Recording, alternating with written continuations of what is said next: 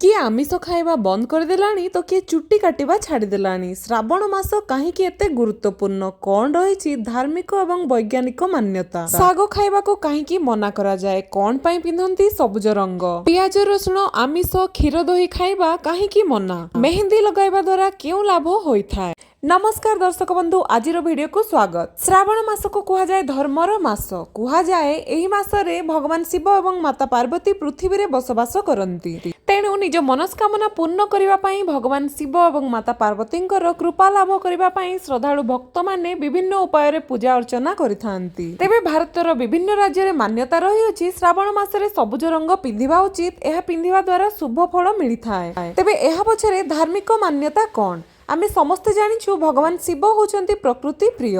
गछपत्र सबुज रंग भगवान शिवंको अत्यंत प्रिय। प्रकृति को माता पार्वतींकर स्वरूप बोली मध्य कुहा जाए। वर्षा ऋतुर आगमन रे श्रावण मासरे धरापृष्ठ सबुजमय होइथाय। प्रभु शिव एवं माता पार्वती श्रावण मासरे धरापृष्ठ रे रहिथांती बोली मान्यता रही अछि। शिव पार्वतींकर दृष्टि आकर्षण करिबा पई तांको आशीर्वाद पाइबा पई महिला माने सबुज रंगर लुगा परिधान करंती। धार्मिक मान्यता अनुसार विवाहिता नारी माने श्रावण मास मेहंदी लगाइबा द्वारा माता पार्वतींकर विशेष कृपा लाभ हुए एवं वैवाहिक जीवन मंगलमय होइथाय। ठीक सेहीपरि अविवाहिता युवती माने मेहंदी लगाइबा द्वारा तांको उत्तम जीवन साथी मिले बोली मान्यता रही अछि। श्रावण मासरे विवाहिता महिला माने 16 प्रकार श्रृंगार करिबा उचित। 16 प्रकार श्रृंगार मध्यरु मेहंदी होची गोटिए। तेबे धार्मिक मान्यता अनुसार 16 श्रृंगार करी शिव पूजा करिबा द्वारा शिव भगवान प्रसन्न हुअंती एवं वैवाहिक जीवन मंगलमय होइथाय। तेबे एसबु रहिला धार्मिक दृष्टिकोण। एबे देखिबा वैज्ञानिक मान्यता कोन रही अछि। ग्रीष्म ऋतुर अंत घटी वर्षा ऋतुर आरंभ हुए एवं श्रावण मास मध्य चलिथाय। वर्षा ऋतुर आगमन हेबा सहित बहुत प्रकार रोग बेमार मध्य होइथाय। मेहंदी लगाइबा द्वारा विभिन्न प्रकार रोग बेमाररु मध्य रक्षा मिले, शरीर तापमात्रा मध्य नियंत्रित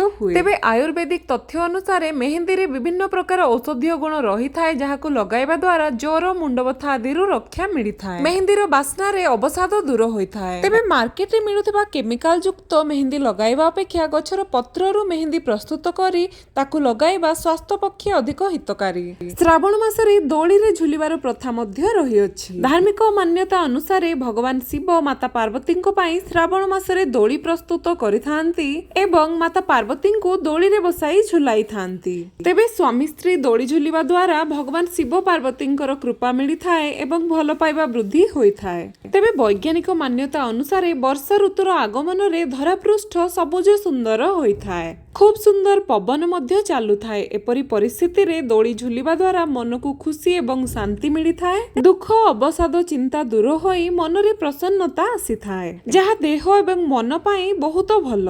दोली रे झुलिबा द्वारा शरीरर एक्सरसाइज मध्य होइथाए, फଳରେ शरीर सुस्थ रुहे। प्रत्येक दिन दोली झुलिबा शरीर पाई हितकर। तेबे धार्मिक मान्यता अनुसार राधा कृष्ण मध्य श्रावण मासरे दोली रे झुली थांती।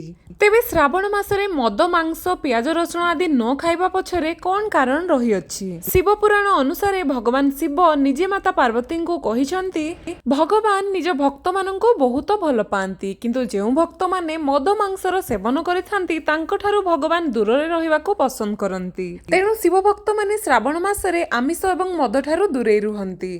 शास्त्र पुराण अनुसार पियाज रसुण को मध्य तामसिक आहार बा आमिष सहित तुलना करा जाई अछि। तेणु शिव भक्त माने सात्विक आहार भोजन ग्रहण करिथांती एवं पियाज रसुणर मध्य त्याग करिथांती। वैज्ञानिक मान्यता अनुसार मझिरे मझिरे उपवास करिबा द्वारा एवं सात्विक आहार ग्रहण करिबा द्वारा शरीर भितरु सफा होइथाय। मनीष सुस्थ रहिबा सहित दीर्घायु मध्य होइथाय। श्रावण मासरे पियाज रसुण सहित क्षीर दही एवं बाईगण साग आदि खाइबा पई मना करा जायथाय। तेबे साग खाइबा को काहेकि मना करा जाय चालंतु जानिबा। वर्षा ऋतुर आगमन फଳରେ बहुत प्रकार छोट छोट विषाक्त कीट पतंग आदि सृष्टि होइथांती एवं साग आदि छोट छोट गछ उपरे सेमाने चढ़ प्रचढ़ करिथांती। तेबे साग सहित कोनोसी विषाक्त अंश आम शरीर को जिबार संभावना थाए, तेणु साग खाइबा को मना करा जाय। श्रावण मासरे क्षीर दही खाइबा पई मध्य मना करा जाय। एपरि करिबा पछरे कारण हैला वर्षा ऋतुरे गाई चरिबा को जाय कोन घास सब खाइ थाए। वर्षार आगमन हेतु घास उपरे बहुत प्रकार रोगर जीवाणु रही थांती। गाई ताको खाइ देबा फଳରେ ताहा क्षीर रे मिसि जाय।